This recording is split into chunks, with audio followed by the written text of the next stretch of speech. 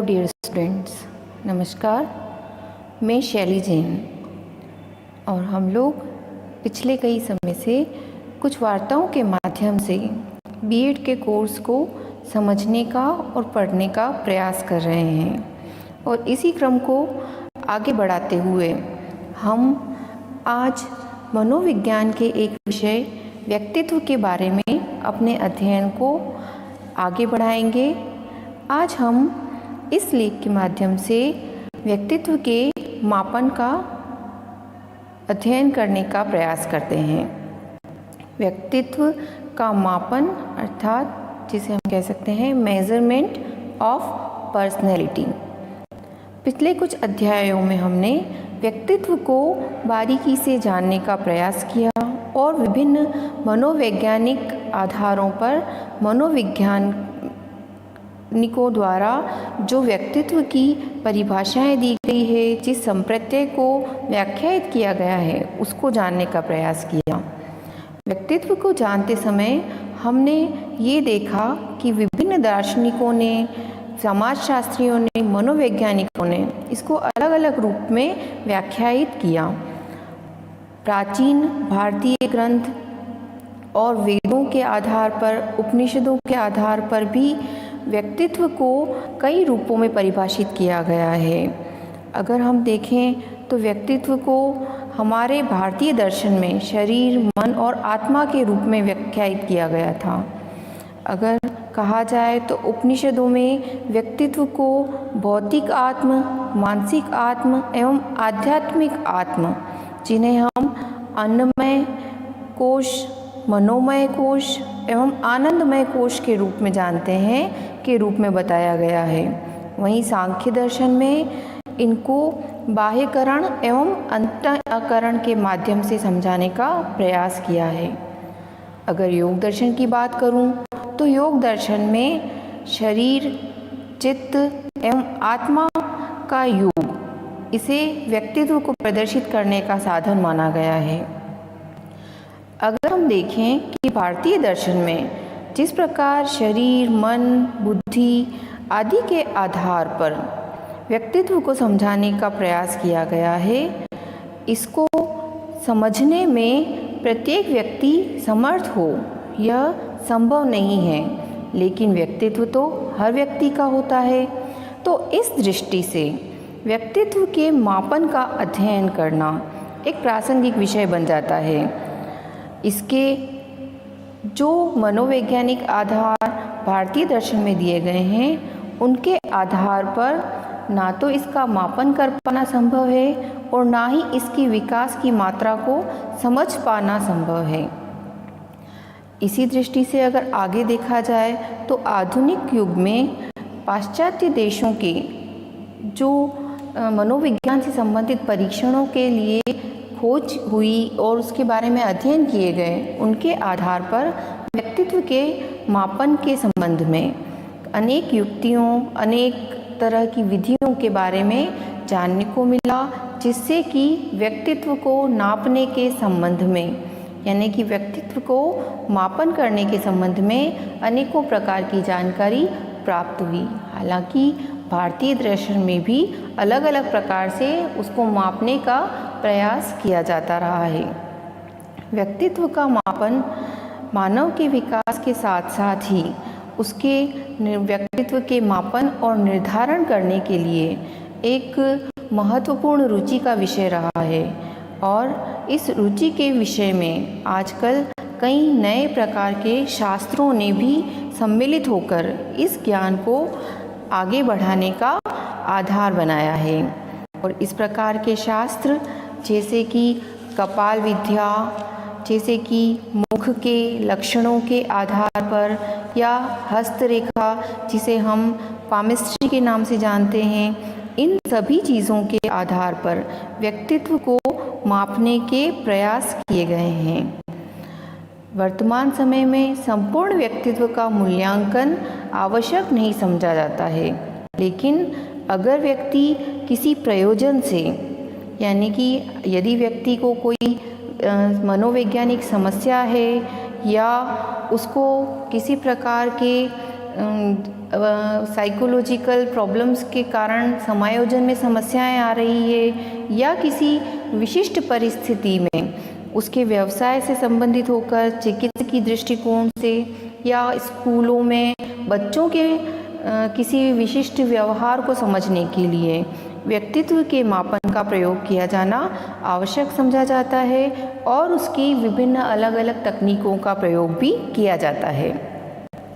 आज हम व्यक्तित्व के मापन के संबंध में इन सभी अलग अलग विधियों का अध्ययन करने का प्रयास करेंगे।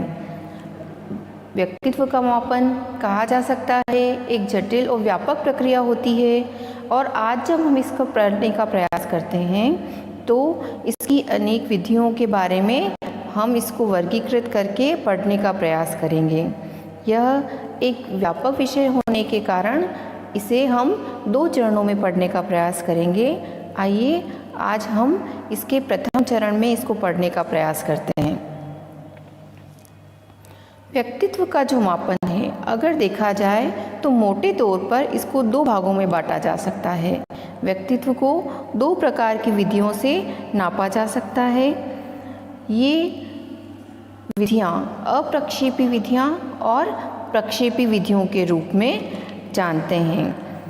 अप्रक्षेपी विधियाँ यानी कि सब्जेक्टिव मेथड्स, और अप्रक्षेपी विधियों में या अर्थात नॉन प्रोजेक्टिव मेथड्स में 2 प्रकार होते हैं, व्यक्तिनिष्ठ विधियाँ और वस्तुनिष्ठ विधियाँ।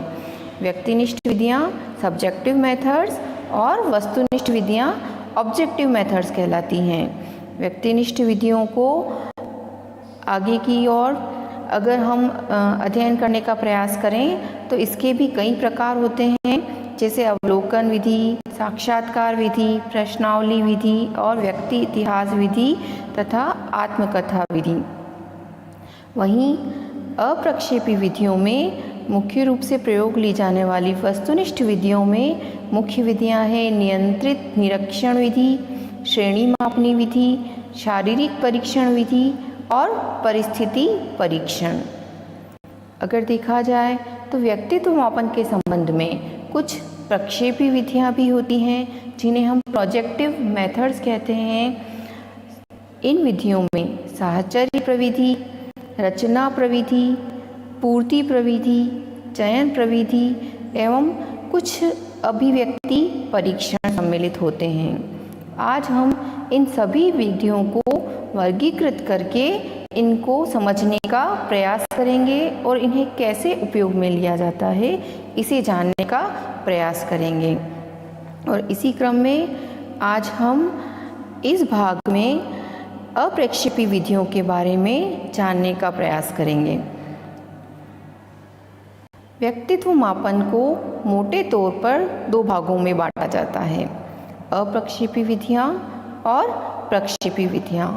अप्रक्षेपी विधियाँ हम उन विधियों को कह सकते हैं जिन विधियों में मापन या परीक्षण का परिणाम मापन करने के लिए मापनकर्ता सीधे सीधे अपने प्रश्नों का उपयोग करता है और या किसी भी विधि से सीधे सीधे अपनी अपेक्षित बातों को निकलवाने का प्रयास करता है, जिसमें वह सीधे अपने प्रयोज्य के संपर्क में आता है और उसके संबंध में उसको जो जानकारी चाहिए उनका अलग अलग विधियों से प्राप्त करने का प्रयास करता है।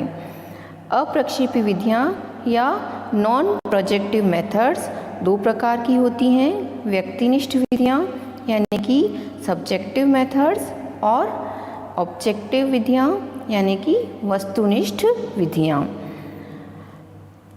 व्यक्तिनिष्ठ विधियों के बारे में जान लेते हैं।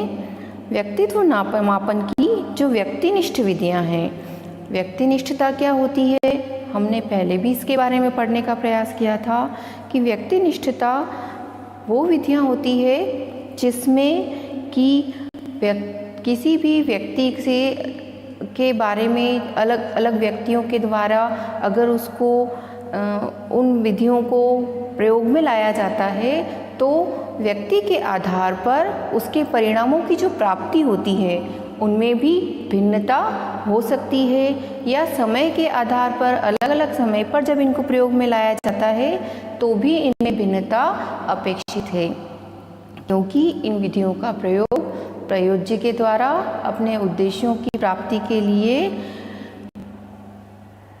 एक व्यवस्थित विधियों के द्वारा लिया जाता है, अतः इन्हें व्यक्तिनिष्ठ विधियां कहते हैं। इन विधियों में प्रमुख विधि है अवलोकन या साक्षात्कार विधि, प्रश्नावली विधि, आत्मचरित्र लेखन या जिसे हम आत्मकथा विधि भी कहते हैं, तथा व्यक्ति इतिहास विधि। अब हम इन विधियों को ब्रीफली पढ़ने का प्रयास करते हैं। सबसे पहले आती है अवलोकन विधि, यानी कि ऑब्जर्वेशन मेथड। इस विधि में मापनकर्ता प्रयोज्य के व्यवहार का अवलोकन करता है और यह देखता है कि उसमें व्यक्तित्व के कौन कौन से लक्षण हैं और कितनी मात्रा में हैं। अर्थात अवलोकन अर्थात अपनी इंद्रियों के माध्यम से देखकर जानने का प्रयास किया जाता है कि आप जिन उद्देश्यों को लेकर चल रहे हैं, क्या उस प्रकार के लक्षण उस व्यक्ति में परिलक्षित होते हैं, और उनके आधारों पर ये जानने का प्रयास किया जाता है कि व्यक्तित्व के कितने लक्षण, किस प्रकार के लक्षण किसी व्यक्ति विशेष में उपस्थित हैं। इस विधि का सबसे पहले प्रयोग थार्नडाइक और जर्सील्ड ने किया था।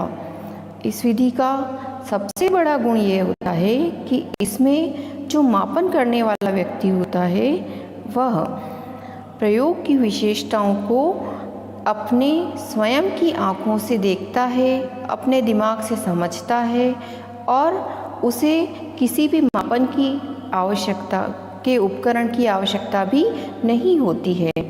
अर्थात इसमें मापनकर्ता स्वयं उस प्रयोज्य के या जिस व्यक्ति का वो करना चाह रहा है उस ऑब्जर्वेशन के माध्यम से उसके संपर्क में आता है और सीधे सीधे अपने प्रश्नों के माध्यम से उसके व्यक्तित्व का मापन करने का प्रयास करता है।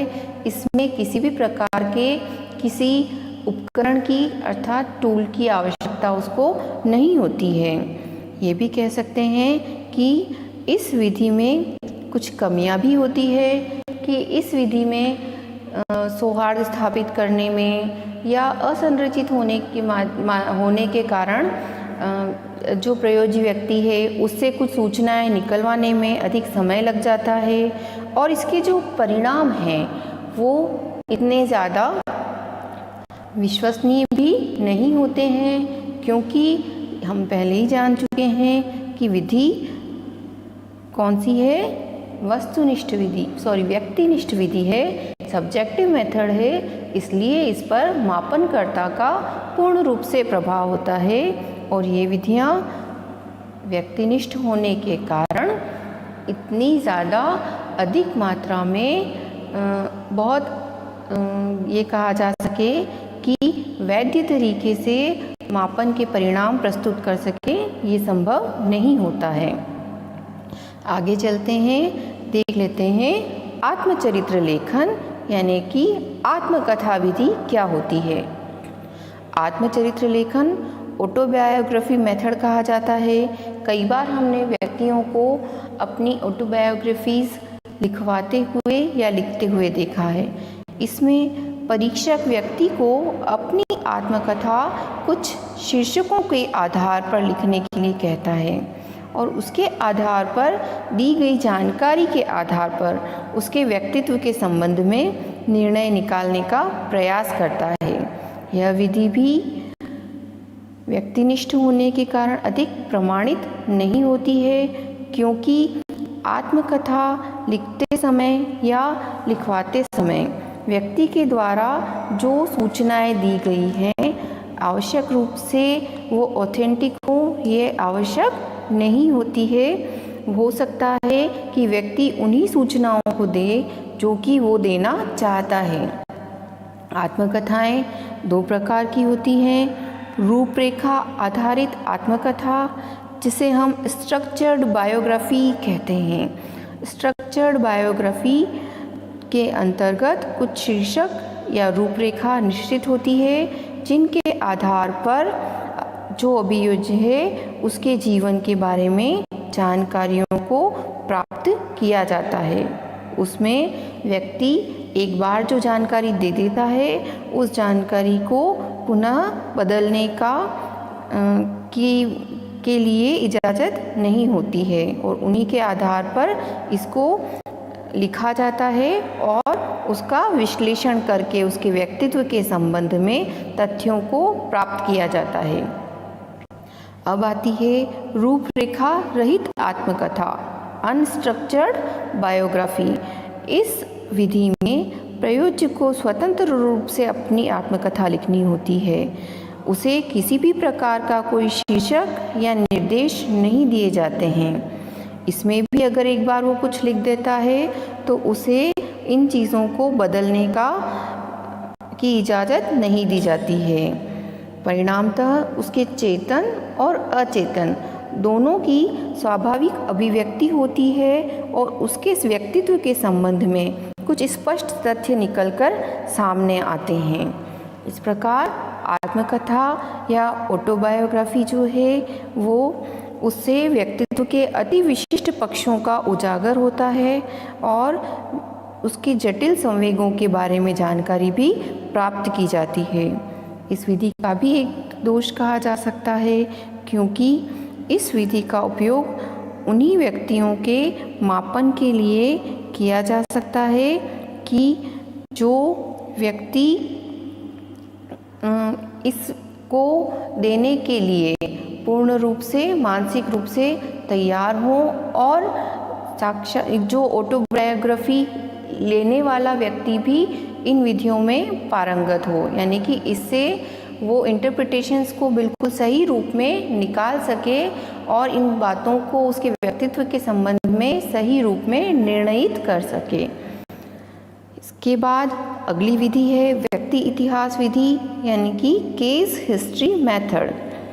इस विधि में व्यक्ति के साथ साथ उसके माता पिता, उसके भाई बहन, उसके मित्रों आदि से भी उसके बारे में कुछ निर्धारित प्रश्नों के तहत जानकारियाँ प्राप्त की जाती है।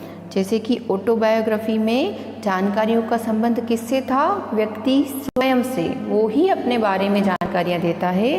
किंतु व्यक्ति इतिहास विधि को हम कह सकते हैं थोड़ा सा एक्सपांडेड फॉर्म होती है और इसमें उसकी जानकारी उसके सराउंडिंग्स से और उससे मिलने वाले, उससे जुड़े हुए आसपास के व्यक्तियों से उसके संबंध में जानकारी लेने का प्रयास किया जाता है और इन जानकारियों के लिए कुछ निर्धारित प्रश्नों को निर्मित किया जाता है और इन प्रश्नों के आधार पर व्यक्ति के शारीरिक स्वास्थ्य के बारे में, उसकी बुद्धि के बारे में, उसकी परिपक्वता के बारे में, उसके जो पारिवारिक संबंध हैं वो कैसे हैं, उनके बारे में, उसके समाज के साथ संबंध कैसे हैं, उनके साथ वो किस प्रकार का व्यवहार करता है, या उसको कोई व्यक्तिगत समस्याएं तो नहीं है, शिक्षा से संबंधित समस्याएं तो नहीं हैं, इनके बारे में सूचनाओं को प्राप्त करने का प्रयास किया जाता है।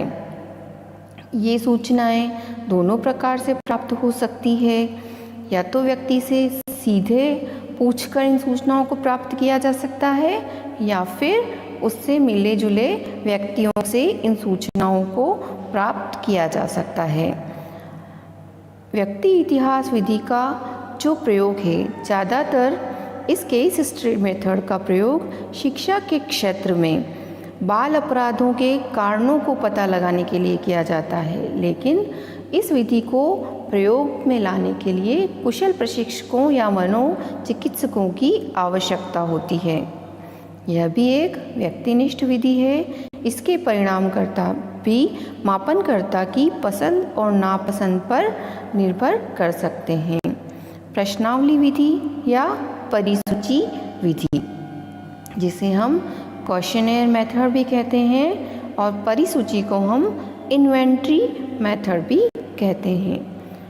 इस विधि में व्यक्ति से संबंधित कुछ वस्तुनिष्ठ प्रश्न बनाए जाते हैं जिनका उत्तर उसे हाँ या नामें प्राप्त करने का प्रयास किया जाता है और उनके आधार पर व्यक्ति के बारे में कुछ जो प्राप्त जानकारियां हैं उनका विश्लेषण करके उसके व्यक्तित्व के अंतर्मुखी अथवा बहिर्मुखी होने का पता लगाने का प्रयास किया जाता है।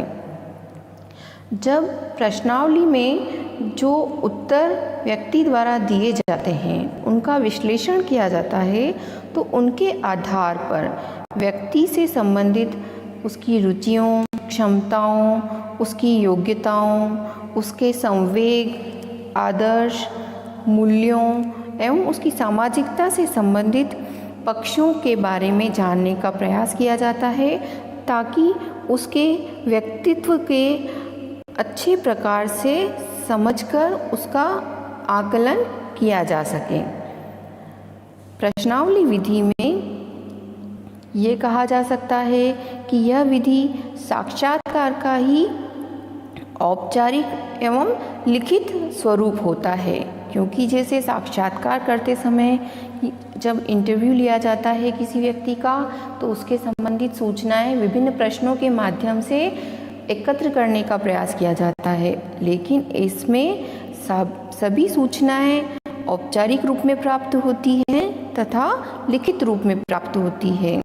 इस विधि में व्यक्ति के विभिन्न व्यक्तित्व के जो पहलू होते हैं, जैसे अभी हमने देखा व्यक्ति के बुद्धि, अभिक्षमताएं, उसके मूल्य आदि से संबंधित जो प्रश्नों की रचना करके उनकी सूचनाओं को प्राप्त किया जाता है और इन सूचनाओं से जो प्राप्त एक लिस्ट तैयार होती है उसे हम परिसूची या इन्वेंट्री कहते हैं। प्रश्नों के जो प्रकार होते हैं इनके आधार पर प्रश्नावलियाँ 4 प्रकार की हो सकती है। प्रथम प्रकार की जो प्रश्नावली है उसे हम प्रतिबंधित प्रश्नावली या क्लोज्ड क्वेश्चनर कहते हैं और इस प्रश्नावली के जो प्रश्न होते हैं उनके उत्तरों को प्रतिबंधित रूप में प्राप्त किया जाता है, इसीलिए इसे क्लोज्ड क्वेश्चनर कहते हैं। जैसे कभी कभी हम देखते हैं ना हाँ और ना वाले उत्तर वाले प्रश्न, तो इसमें जो उत्तर देने वाला है वो बाउंडेड है, उसको उत्तर या तो हाँ देना है या ना देना है। जैसे अगर किसी से प्रश्न किया जाए क्या आप अतिथियों के आगमन पर प्रसन्न होते हैं, तो या तो उत्तर देगा हाँ या वो उत्तर देगा ना। इस प्रकार के प्रश्न क्लोज्ड क्वेश्चनेयर के प्रश्न कहे जाते हैं। दूसरा प्रकार है खुली प्रश्नावली अर्थात ओपन क्वेश्चनेयर। जैसे इसमें नाम से ही स्पष्ट हो रहा है कि जो प्रयोज्य है वो प्रश्नों को अपने तरीके से उत्तर देने के लिए स्वतंत्र होता है, जैसा वो चाहता है अपने शब्दों में वो उनका उत्तर दे सकता है। अगर उदाहरण के तौर पर देखें तो अगर कोई प्रश्न पूछा जाए परिवार में अगर कोई मेहमान आता है तो हमें उनके साथ कैसा व्यवहार करना चाहिए, तो अब इसका उत्तर तो व्यक्ति अपने शब्दों में अपनी जो भावनाएं हैं उनके आधार पर देगा, इसलिए इन्हें कहा जाता है ओपन क्वेश्चनेयर वाले प्रश्न। चित्रात्मक प्रश्नावली नाम से ही स्पष्ट है क्योंकि ये पिक्टोरल क्वेश्चनेयर होती है। इसमें प्रश्नों में चित्रों का प्रयोग किया जाता है, चित्र के रूप में प्रश्नों को प्रस्तुत किया जाता है और जो प्रयोज्य है वो इन चित्रों में से चयन करता है, उन पर निशान लगाता है और उत्तर देता है, इसलिए इन्हें चित्रात्मक प्रश्नावली कहा जाता है। मिश्रित प्रश्नावली या मिक्स्ड क्वेश्चनेयर, इस प्रकार की प्रश्नावली में ऊपर जो दिए गए हैं उनमें से किसी भी प्रकार के प्रश्नों को लेकर इनका प्रयोग किया जाता है। तो इस प्रकार जो क्वेश्चनेयर मेथड है इसको बहुत अधिक मात्रा में प्रयोग में लाया जाता है। बहुत अच्छी विधि है जिसके द्वारा जो उसके उत्तर प्राप्त होते हैं उन प्राप्त उत्तरों के आधार पर व्यक्ति की अंतर्मुखिता या बहिर्मुखिता के बारे में, उसके आत्मविश्वास के बारे में आदि लक्षणों के बारे में अच्छी प्रकार से पता लगाया जा सकता है। इस विधि में एक समय में अनेक प्रयोजनों के व्यक्तित्व का मापन भी एक साथ किया जा सकता है, जिससे समय और शक्ति दोनों की ही बचत होती है। तो इस दृष्टि से भी प्रश्नावली विधि एक महत्वपूर्ण विधि मानी जाती है। आगे भी कुछ और इसके बारे में जान लेते हैं कि प्रश्नावली जो विधि होती है, इसमें जो क्वेश्चनेयर्स बनाई जाती हैं या इन्वेंट्रीज बनाई जाती हैं, इनमें से कुछ क्वेश्चनेयर या जो इन्वेंट्रीज होती हैं, इन क्वेश्चनेयर्स को हम ये कह सकते हैं कि कुछ स्टैंडर्डाइज्ड होती हैं या कुछ उद्देश्यों के आधार पर स्वयं भी निर्मित की जाती हैं। ऐसी ही कुछ स्टैंडर्डाइज्ड जो सूचियाँ होती हैं, उनके कुछ उदाहरण हैं, जैसे बेल एडजस्टमेंट इन्वेंट्री, जैसे मिनेसोटा मल्टीफेजिक पर्सनैलिटी इन्वेंट्री, जिसका प्रयोग व्यक्तित्व के निर्धारण के लिए किया जाता है, बर्नेट पर्सनैलिटी इन्वेंट्री, आल्टपोर्ट की AS रिएक्शन स्टडी तथा साथ ही साथ कर्नल्स टेस्ट। ये कुछ उदाहरण हैं ऐसी जो पहले से बनी हुई या हम स्टैंडर्डाइज्ड जिन्हें कह सकते हैं इन्वेंट्रीज के, जिनके द्वारा व्यक्तित्व के मापन के संबंध में प्रयोग करके मनोचिकित्सकों द्वारा या कुशल प्रशिक्षित शिक्षक होते हैं, उनके द्वारा व्यक्तित्व के संबंध में जानने का प्रयास किया जाता है। अब हम जानते हैं साक्षात्कार विधि के बारे में। इसे हम इंटरव्यू मेथड भी कहते हैं। साक्षात्कार में व्यक्ति स्वयं जिसका वो इंटरव्यू लेना चाहता है उसके सम्मुख उपस्थित होता है, मौखिक रूप में उससे प्रश्न करता है और उससे जो प्राप्त उत्तर हैं उससे उसकी व्यक्तिगत समस्याओं के बारे में पता लगाने का प्रयास किया जाता है। जब भी कोई साक्षात्कार लिया जाता है तो उसके लिए व्यक्तिगत निर्देश दिए जाते हैं तथा इसके द्वारा उससे प्रश्नों के माध्यम से कुछ ऐसे लक्षणों की भी जानकारी कर ली जाती है जो कि हम अन्य विधियों से प्राप्त नहीं कर पाते हैं, जैसे कि व्यक्ति का आत्मविश्वास और व्यक्ति की अभिव्यक्ति शैली। साक्षात्कार जब लिया जाता है तो जो साक्षात्कार लेने वाला व्यक्ति है, इंटरव्यूअर है, उसकी जो प्रवीणता है उस पर निर्भर करेगा कि व्यक्ति के संबंध में हम कितनी सूचनाओं को रिवील करवा पाते हैं। और इसको तो हम कई बार मीडिया में आने वाले न्यूज़ चैनल्स पर जो इंटरव्यू दिखाए जाते हैं उनके माध्यम से देखते हैं कि साक्षात्कारकर्ता जितना प्रवीण होता है, अपने काम में जितना पारंगत होता है, वो सामने से उतने ही अच्छी प्रकार से और जो सूचनाएं वो चाहता है उसके आधार पर प्रश्न करके सूचनाओं को प्राप्त कर लेता है। साक्षात्कार बहुत उपयोगी और अच्छी विधि भी मानी जाती है, क्योंकि साक्षात्कारकर्ता व्यक्ति के सम्मुख उपस्थित होता है तो वो व्यक्ति के द्वारा केवल बोलकर दी गई सूचनाओं पर ही नहीं, बल्कि उसकी भाव भंगिमाओं, उसके हाव भाव, चेहरे के एक्सप्रेशंस में जो चेंज होता है उनके आधार पर भी कई प्रकार के इंटरप्रिटेशंस को प्राप्त कर पाता है। साक्षात्कार भी दो प्रकार के होते हैं, औपचारिक साक्षात्कार तथा अनौपचारिक साक्षात्कार। औपचारिक जो साक्षात्कार होते हैं उनमें प्रयोजन जो होता है उसके आधार पर पहले से प्रश्नों को निर्धारित कर लिया जाता है, उसके समय स्थान सभी कुछ निश्चित होते हैं तथा साथ ही साथ अनौपचारिक जो होता है साक्षात्कार, उसको समय परिस्थिति के अनुसार मॉडरेट करके प्रयोग में लाया जाता है।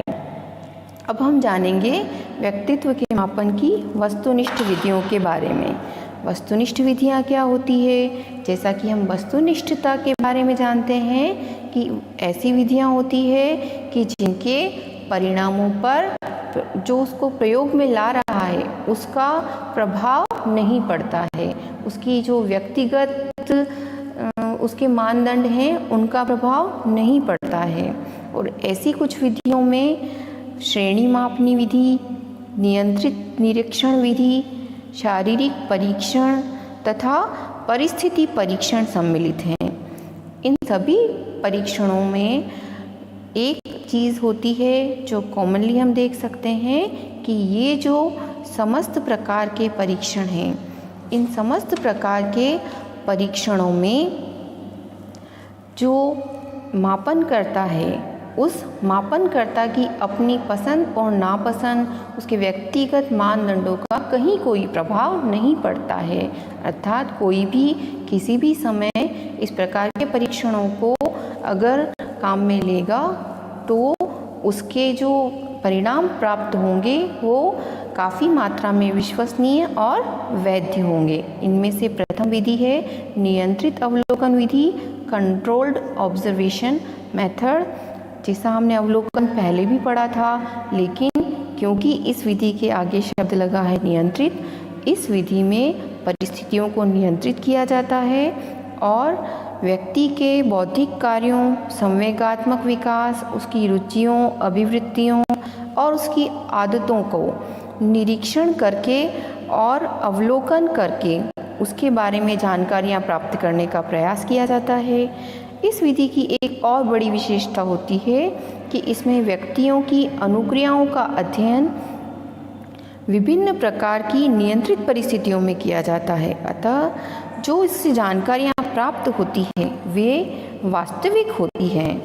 पहले भी बताया कि ये कुछ अधिक मात्रा में विश्वसनीय और वैध भी होती है। इसकी एक अन्य विधि जो काफ़ी बार प्रयोग में लाई जाती है, जिसे हम श्रेणी मापनी विधि कहते हैं, इसे रेटिंग स्केल मेथड भी कहा जाता है।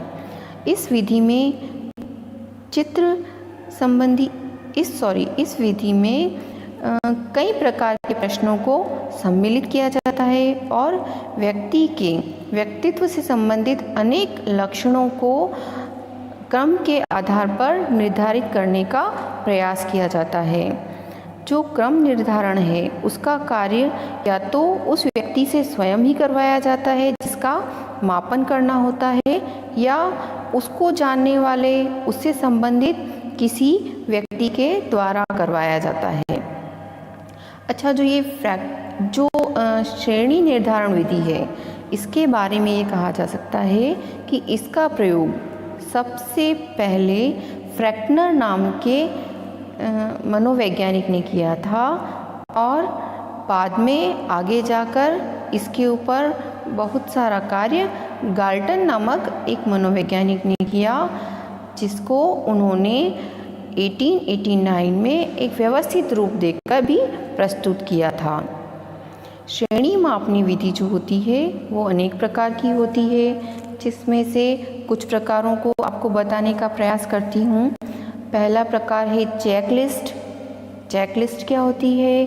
चेकलिस्ट में कुछ प्रकार के निर्देश प्रश्नों के साथ में ही दिए जाते हैं, जिनमें से व्यक्ति चयन करता है, जैसे हाँ या ना या क्रॉस या सही का निशान। उनमें से व्यक्ति जो उत्तर पसंद करता है उसका चयन कर लेता है। या फिर इस प्रकार की भी होती है कि जिसमें गुणों की मात्रा को लिखा जाता है, जैसे व्यक्ति के साहस को नापना है, तो उसके लिए अगर चेकलिस्ट का प्रयोग किया जा रहा है तो चेकलिस्ट में या तो उसको ऑप्शन दिए जा सकते हैं है या नहीं, तो उनमें से व्यक्ति चयन कर लेगा। या फिर उसको अगर हम मात्रात्मक रूप में नापना चाहते हैं तो ऑप्शन दिए जाते हैं बहुत अधिक, अधिक, सामान्य, कम या बहुत कम। इनमें से व्यक्ति अपनी पसंद के ऑप्शन को चेक करता है, यानी कि टिकिंग करता है, और इस प्रकार इसको प्रयोग में लाया जाता है। आंकिक मापनी यानी कि न्यूमेरिकल स्केल, जैसा कि नाम से ही स्पष्ट हो रहा है कि इसमें अंकों के आधार पर, इसमें व्यक्तित्व के जो कुछ लक्षण होते हैं उन लक्षणों को अंकों के आधार पर व्यक्तित्व के बारे में मापने का प्रयास किया जाता है, और उनके आधार पर 1, 2, 3, 4 और 5 अंकों को देकर उन मूल्यों, किसी भी विशेष प्रकार की जानकारियों को की उपयोगिताओं को प्राप्त करने का प्रयास किया जाता है।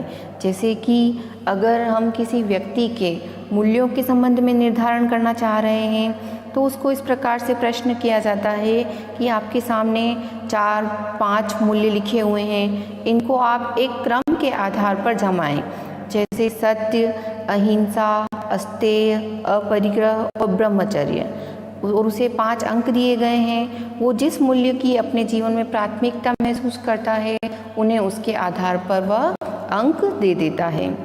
ग्राफिक मापनी यानी कि जिसे हम ग्राफिक स्केल भी कहते हैं, इसमें व्यक्तित्व के किसी गुण को अंक प्रदान करने के लिए या उसको मापने के लिए ग्राफ पर बनी हुई एक क्षैतिज रेखा पर बिंदुओं के माध्यम से व्यक्त करने का प्रयास किया जाता है। अगर रेखा क्षैतिज प्राप्त होती है अर्थात हॉरिजॉन्टल है तो हम इसे सातत्य या कंटिनम कहते हैं। मापनकर्ता क्षैतिज रेखा पर लगाए गए बिंदुओं की दूरी के आधार पर अपने व्यक्तित्व के लक्षणों को मापने का प्रयास किया जाता है। इस प्रकार की मापनी का प्रयोग वैसे बहुत कम ही किया जाता है। जो क्रमिक मापनी है यानी कि इसे हम कहते हैं ऑर्डरिंग स्केल, नाम से ही फिर से स्पष्ट है कि इसमें जो भी प्रश्न किए जाते हैं उसमें कथनों के स्थान पर व्यक्तित्व के कई लक्षणों को एक साथ प्रस्तुत कर दिया जाता है और निर्धारक से उन्हें प्रयोज्य द्वारा प्रदान महत्व के अनुसार क्रमबद्ध करने के लिए कहा जाता है। यानी कि वो उसको क्या करता है, उसके लिए उस मन में उनका क्या वेटेज है उसको उस ऑर्डर से या प्राथमिकता से एक क्रम में जमाने का प्रयास करता है। जैसे अगर हम किसी एक शिक्षक का इंटरव्यू ले रहे हैं और हम ये जानना चाहते हैं कि उसके अंदर व्यक्तित्व के कौन से गुणों को वो प्राथमिकता देता है, तो उसके समक्ष हमने कुछ गुण प्रस्तुत किए कि आप इन गुणों को एक ऑर्डर में जमाइए कि अच्छे शिक्षक में किस प्रकार के गुणों का होना चाहिए आपके दृष्टिकोण से। जैसे उसको ऑप्शन दिए गए विषय का ज्ञान, शिक्षण कौशल, सहानुभूति, कर्तव्य निष्ठा। जब वो इनको क्रमों में जमाता है तो उसके क्रम का इंटरप्रिटेशन करके उसके संबंध में, उसके व्यक्तित्व के संबंध में कुछ विशेष पक्षों के बारे में निर्णय लिए जा सकते हैं। इसी के साथ इसका एक और प्रकार होता है बाध्य चयन मापनी यानी कि फोर्स्ड चॉइस स्केल। इसमें व्यक्तित्व के किसी लक्षण से संबंधित प्रश्न के 2 या 2 से अधिक उत्तर होते हैं जिनमें से ही जो व्यक्ति है उसको चयन करना होता है। अर्थात इसका अगर हम उदाहरण देखें तो अगर हम उसको पूछें कि आपको किस प्रकार के नॉवेल्स पढ़ना पसंद है, आपको जासूसी या सामाजिक, इनमें से, तो उसका उत्तर बाध्य है कि इन दोनों में से ही उसको किसी उत्तर का चयन करना है। वैसे देखा जाता है कि व्यक्तित्व मापन में श्रेणी मापनी विधि का प्रयोग बहुत ज़्यादा मात्रा में किया जाता है और यह एक उपयोगी विधि कही जा सकती है। परिस्थिति परीक्षण यानी कि सिचुएशन टेस्ट, इस विधि में प्रयोज्य के समक्ष अनेक जीवन की कोई वास्तविक परिस्थिति रखी जाती है और इस परिस्थिति में वो किस प्रकार की प्रतिक्रिया करेंगे इसके संबंध में मापनकर्ता उससे उसकी प्रतिक्रियाओं के बारे में प्रश्न करता है। जैसे उसके सामने कोई भी विशिष्ट परिस्थिति रखी गई और उसमें वो किस प्रकार से रिएक्ट करता है, उन चीज़ों को जज करने का प्रयास किया जाता है। परिस्थिति परीक्षण मुख्य रूप से 2 प्रकार के होते हैं, समाजमिति परीक्षण और मनोनाटक। जो समाजमिति है, समाजमिति या सोशियोमेट्रिक मेथड्स कहे जा सकते हैं। समाजमिति में इसका प्रयोग सबसे पहले J.L. मोरिनो ने किया था और इस विधि में व्यक्तियों के उस समूह में व्यक्ति विशेष की उनके गुणों के आधार पर चयन करने अथवा छोड़ देने के लिए कहा जाता है।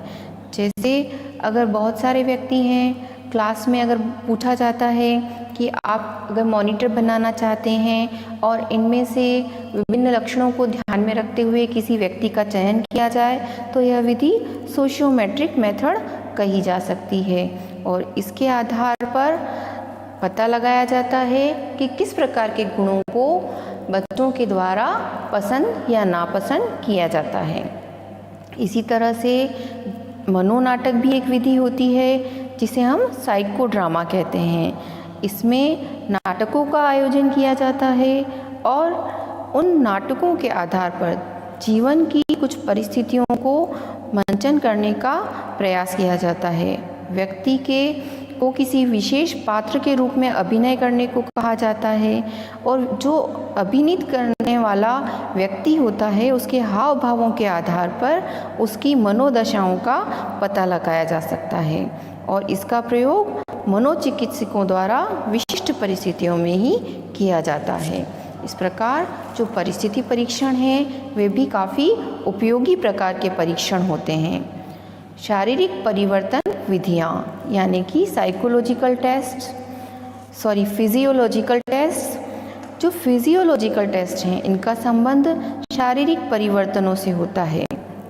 मनुष्य की मानसिक एवं शारीरिक जो क्रियाएं होती हैं या वो जो प्रतिक्रियाएं देता है उनमें बहुत ज़्यादा क्लोज रिलेशन होता है।